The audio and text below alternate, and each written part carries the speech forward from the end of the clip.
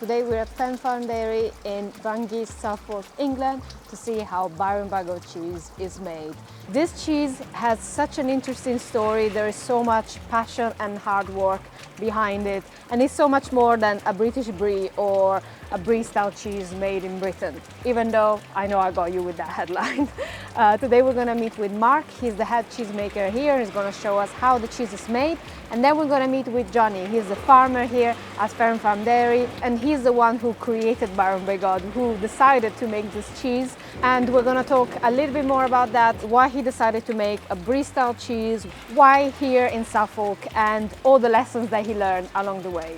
Well, it's time to find cover because it's pouring and I can't wait to get into the dairy to see how Byron by God is made. Let's go. The day starts here, from these vats, each holding 200 liters of milk.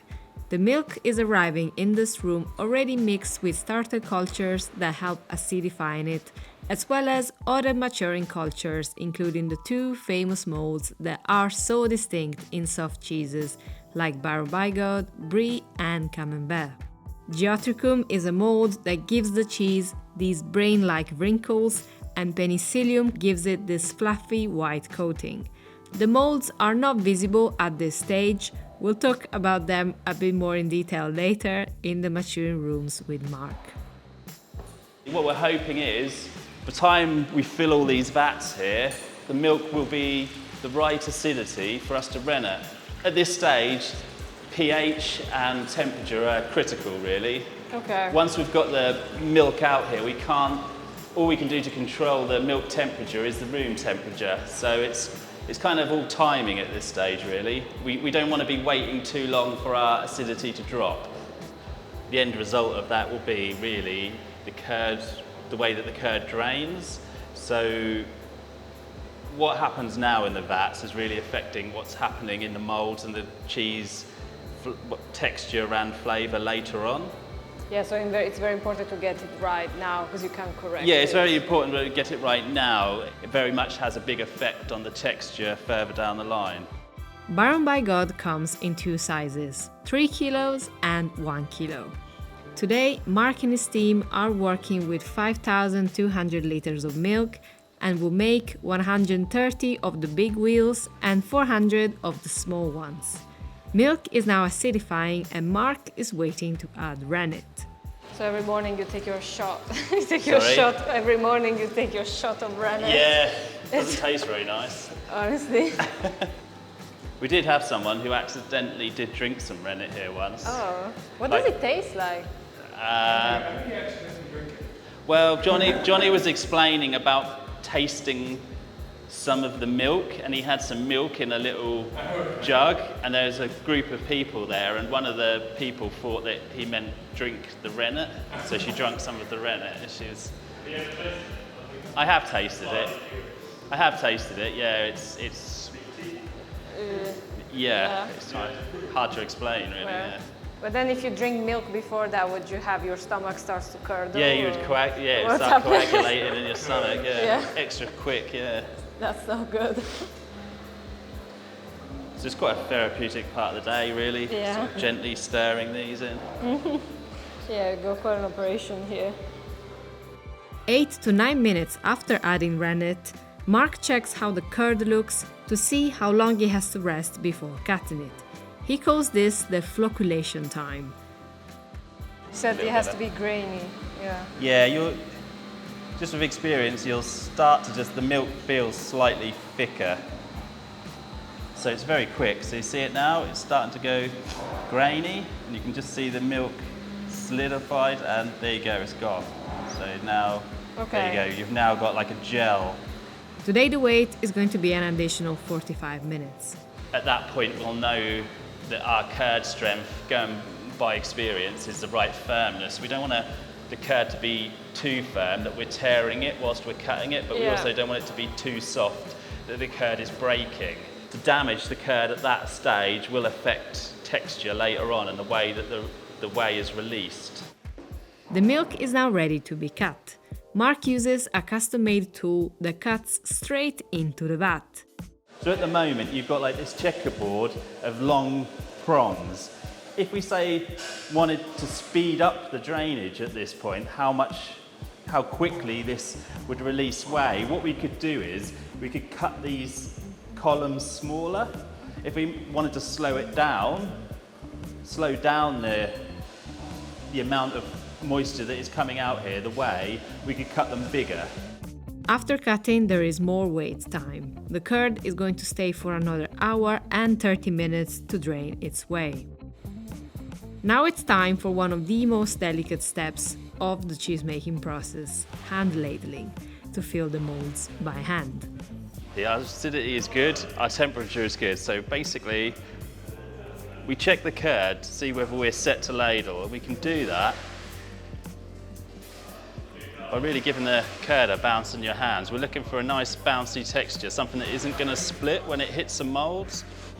So it's a good time to really test the curd. It really comes with experience. You really get to know the right sort of strength of the curd. Generally, if you can bounce the curd like this and it doesn't break, you're in a good place. What we don't want to happen is it breaking when it hits the molds here. If the curd was to be breaking like this, that would be great, because basically the drainage and you wouldn't keep the right moisture. You'd end up with a very solid, horrible cheese. Like what we're looking for is the lovely texture. So we want a good. So this is good. So I'd say that this is ready to ladle. As soon as we get all these weighed off, we'll begin. And so what are you using to ladle? What's the name of so this? these are a pelle brie. So this is like a traditional ladle, really. So if you can imagine, we cut this earlier with our cheese harp. So we've got these long prongs, basically. And what we're doing with the pelle brie is skimming across the top to take off even cube sizes. So what we're trying to do is keep the surface of this vat level. And then the ladle is also cutting the curd at the same time. It's cutting the curd, yeah. So it's cutting cubes. So what we're trying to do is keeping this as flat as possible. If we were to just dig in one position in here, the curd would all fold in on itself, and it'd be really hard to get a nice consistent size. We work quite swiftly through this, because basically the curd is draining whey as we ladle. So the sooner we can get the curd into the hoops, the better, really. But it does, it does need to go in there with care. We don't want to be smashing the curd into the hoops. What you have to do is make a slight adjustment as we go down our line of moulds here. So as we get closer to the end, we'll ladle slightly less, and that's to make up for the curd draining as we ladle. Mark and the team ladle the curd into 2 hoops for the big 3-kilo wheels and 3 hoops for the small cheeses. This will gradually be removed as the whey drains out of the cheese. If you can imagine, our finished cheese is about so big here. So that's how much they'll drain between now and the morning. Wow, okay. Yeah, so they're going to drain a lot. I mean, we're going to remove this hoop before the first turn. So in about an hour's time from now, we're going to have a cheese which is so big. Although Mark makes ladling look so effortless, let me tell you it is not. The curd needs to be kept as flat as possible, and the ladle is not light. I'm taking a shot for the team meaning me and you watching, to demonstrate how hard it is. Okay, So all right. yeah, just give it a... So maybe go up this bit here now. Okay. You can just well, cut into it a little bit more, but that's fine. sorry. All right. That's it, that's it. Yeah. Good? Yeah. Good size? Yeah, okay. So we'll move Okay. that up now. Yeah, you never know, because then you said if I go too far, it becomes too thick. But, I mean, like, you've just got to do your best, really. Like, so what I would do here now is go up this end, because if not, you'll get these holes here, like where you've sort of dug at it. So it's kind of... So it's quite a technique to it, isn't it? Yeah. It's also, like, you need a big wrist for that. Like, Yeah, quite it's kind of big like a, wrist. rotate your wrist around. Yeah. Yeah. You'll find your My own. hands are too skinny to do it. You'll find your own Yeah. sort of technique, really. Yeah. Yeah, Okay. I will. Thank you. Thank you very much. The cheeses will be turned 4 times today. The first turn is done directly after ladling, and the following 3 will be over the course of the day, with the last one at 9 p.m. this evening. The final mold will be removed tomorrow when the cheese is strong enough to hold its shape. At 1 day old, one side of the mold, the cheeses are salted twice, first by hand and then by machine. So we make adjustments to the machine of how much salt we want to go on the face of the cheese, depending on the moisture of the cheese. But what you can see happening here is where the cheese has been salted on one side already, the whey is starting to release. So you've got like this whey pooling on top. So George is turning them, and then we'll be salting the other side. The cheeses spend their first few days in this maturing room at a mild temperature to kickstart the ripening process. At this stage, none of the molds we added at the start are visible. Mark says you usually start seeing some signs around day 3, but it's important to turn the cheeses regularly, like George is doing here, to avoid the whey sitting on the cheese for too long. What that would create is like a damp surface for the rind. And then what we find is happens, the geotrichum likes the higher moisture. So we would get this patchy geotrichum and the penicillium won't grow. So we'll get these wet patches. Yeah, you can see all the whey still coming out That's it. from the holes here. And like, these cheeses here, so the large size cheeses, this is always a good sign here, like when you can see almost like the curd structure. So this is the actual curd pieces. And if we've got a good curd strength and texture, when the curd is going into the molds, what will happen is the cubes will stay as they are.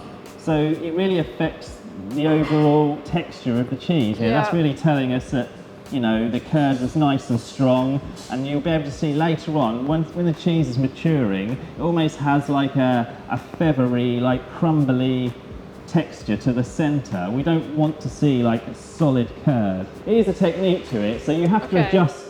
You have to be able to adjust the cheeses when they're quite fragile. So that is quite a skill in itself, because they will want to slope in the moulds. But what we don't want to happen is we don't want the cheeses to be split or broke at all. Yeah. So there's quite a skill in the adjustment to get this straightness. So these cheeses, how old are they? This cheese is yesterday's cheese. Okay. Yeah.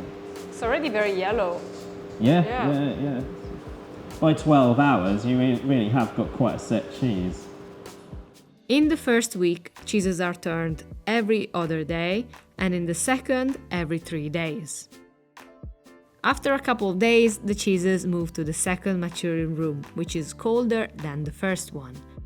How many cheeses do you think there are in here, in this room? In here, how many batches have we got? 1, 2, 3 or 4,000? Nice. Yeah. So it's more of a cave-like environment. You can see there's lots of moisture in here. We've got nice humidity, and basically we've got all the different aged cheeses here. So we've got cheeses ranging from a few days to nearly 2 weeks. On these cheeses here, you can see just the first signs of the penicillium. So that's a white mold growing here. So here you don't see the geotrichum yet. The geotrichum, you can see it. It's not so evident here. It's the wrinkles underneath, basically. So on these smaller cheeses here, you can see these. It's like a brain-like texture here. Okay. So this is the geotrichum. They're both kind of playing their role in developing the rind, and they're going to both with that bring flavour and texture to the rind as well. So what we're looking for really is like an even texture. We're looking for a nice mixture of the geotrichum and the penicillium. So it's kind of it's getting that balance, so that this is where the salting comes into play. If we had cheeses which had too much salt on, what we'd see is an abundance of the white mold and not much geotrichum, and it's kind of vice versa really. If we had undersalted cheese, what we'd see happening is the geotrichum would really flourish, and and the Penicillium would really struggle. Oh, okay, yeah. Penicillium, the white mold, likes dry. It likes more of a dry surface to grow in, whereas the Geotrichum likes moisture. On these cheeses here, we've got a little bit too much maybe Geotrichum here. We're looking for something more like these cheeses here. So maybe this is just slightly undersalted here. There's definitely like subtle signs as well that we can tell in the cheese at this age where the cheese might be going in the weeks to come. We always like to see there's kind of this like almost like ripply, wavy effect on the rind, and that's always a good sign. That's saying that there's generally a nice moisture level in the cheese. When we have like a dry cheese, it tends to be very sort of flat, and these will be nice cheeses. So we've got a nice 3 kilo cheese here. It's a nice mixture on this cheese. You've got a nice bloomy Penicillium candididium there, and you've got the Geotrichum just kind of underneath. So it's like the mixture we're looking for. It's almost like the Geotrichum is kind of under the PC, and it's just a nice blend. How long the cheeses age here depends on the customer's preferences. Mark says his sweet spot is between 6 to 8 weeks. I like it with still a slight chalkiness in the centre of the cheese. So you've got this nice creamy breakdown and like a nice feathery centre. That's very sort of stereotypical of Baron Bigod. Some people, they like the cheese to be like really mature and totally broken down, don't they? So it's just like a paste. So how many people does one serve? I mean, What, a large cheese like this? Well, these weigh 3 kilos, so it depends, how much cheese you can eat. But I mean, it's yeah, I like that there is no. there's just no there's indication. no limit. Yeah. I mean, I can easily demolish the small camembert size. Yeah.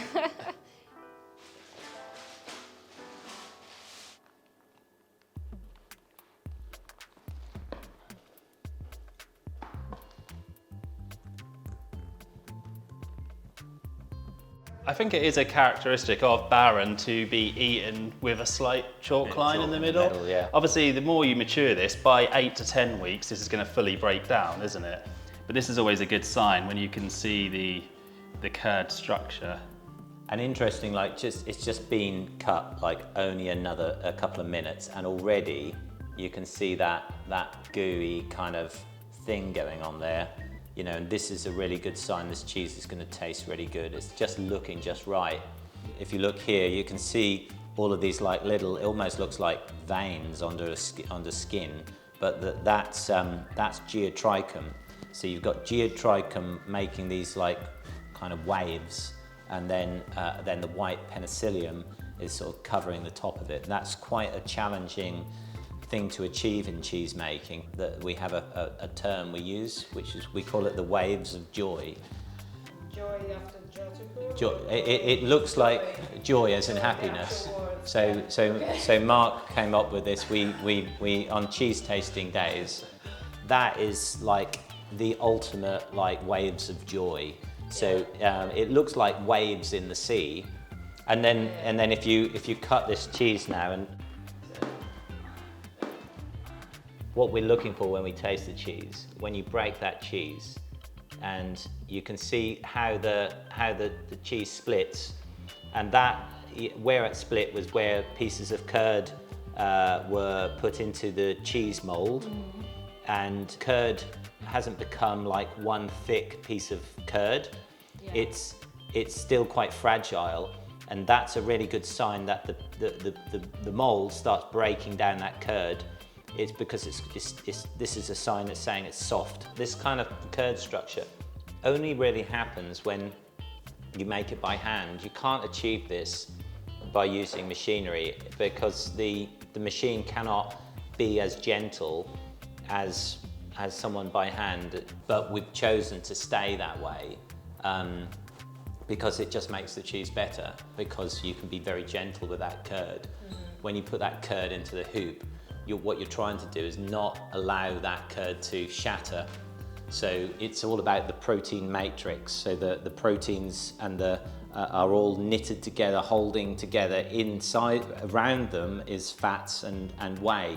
and the structure is just locking all that moisture and fat together, leaving this beautiful sort of like ratio of fat, whey and protein for the molds to start breaking down and creating all those flavors. But what happens is if you put the curd into the hoops with force or at the wrong time, the curd breaks. So it gets like hairline cracks in the curd and they break and the moisture then escapes and you get this imbalance of the right ratio of fat, protein, whey.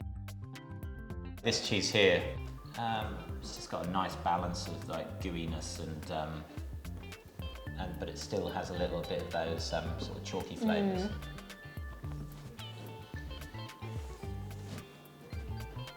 It's very good. The chalky flavor, it's also fresh. It's very fresh. Yeah, in a nice way. Yeah. After you take a bite, then it leaves you that umami flavor, which is not necessarily something you associate with this sort of cheese, because usually you think it's very mushroomy. And vegetable kind of flavors, and it also has very sort of creamy sort of flavors as well, doesn't it? Have another one. Yeah, go for it. Thank you. It has a really lovely buttery flavour to it. Yeah, I like the chalky flavor. I mean, the cheese will, as it matures, the flavours will get stronger. And you can taste, you can feel in the mouth the individual bits of curd. As you were saying, you have just a bit of that on your tongue as you eat the chalky bits. But it's so interesting because I'm used to having this type of cheese as like a customer, like somebody that buys it, I think, when it's a little bit later, like a stage later. Yeah. And so you never think that it was tasting like this just a week before. I know. It's because normally we sell this cheese, the age profile of this cheese about now. So this cheese then spends another week to 2 weeks in like the wholesaler or the retailer before it gets to the end customer. So you don't always get to taste it like this. Byron by God is actually a pretty young cheese, and by that I don't mean it ages for a little while. Johnny started making it about 10 years ago. He was already farming the land and had his own cows and started selling raw milk to customers to begin with. Felt like as part of the job I have, like being a farmer and making food, I never got to see like the end part of the chain of like making it to someone actually consuming it. So all of a sudden, like that felt complete for me. Like also selling raw milk directly from the farmer to the end consumer, it felt really special, and it felt like there was a purpose of like us as farmers, that we're not just farmers, we're food producers. Johnny started making Byron by God in 2013, after doing research and visiting other cheesemakers in the UK, including Joe, the cheesemaker behind Stitcherton that you already met on this channel. Just saw that and thought, actually, we could be that kind of thing here. We have a farm, we have cows, we are in control of our own milk. Which is rare for like the dairy industry. It's not that many, there isn't that many actual farmhouse cheeses. So why make a French-style cheese here in the UK? Well, you could say he was looking for a challenge, he wanted to fill a gap, topping everything off with a bit of national pride. There was no British equivalent to Brie de Meaux. And it was the question, why not? Like the UK has come so far with making cheeses in the last 20, 30 years. So you wanted a challenge to see if you could make it. Yeah. And also like the British palate has changed so much in the last 20, 30 years, and we are more adventurous as our nation, British people are more adventurous to like more European foods now. And it just seemed like a real opportunity if we could make a cheese as good as the French Brie, but make it in Suffolk. This French heritage is actually anything but challenged. In fact, in order to start making Byron by God, Johnny got a French cheesemaker on board to teach him. Plus, the name Byron by God is much more French than you think. Our little town where we are right now is on the edge of an old market town called Bungay. And Bungay goes back to the Domesday Book. It's in the Domesday Book with what was created when William I, William the Conqueror, was around. And William the Conqueror, when he invaded England, he brought with him, he had all his noblemen or barons. And one of them was this guy called Bigot, Bigod. All right, because when I was researching, I was like, it's called Baron Bigot, Yeah. not Bigod. Yeah. So I think it yeah. probably would have been Bigot, Yeah, okay. and it's a name known in East Anglia. And we love that idea that this French guy come over and there was the connection to France and that and that name, and our town Bungay, and the old castle ruins looks out to our fields where the cows graze. All right. So Bigod Castle is just over there. Thank you so much for watching. If you have tried Baron Bigod, please let me know what you think in the comments. I know Johnny will read them and he would really like to know. And if you can get your hands on some, I really recommend. It was such a great discovery for me. I really love this cheese, but most importantly, I love the story behind it. And eating something when you know where it comes from, who makes it, really changes the way that you experience food. I cannot really describe why, but it does that for me, and I hope it does the same for you. Let me know what other cheeses you'd like to learn more about for future episodes. And as always, thank you so much for watching. See you next time.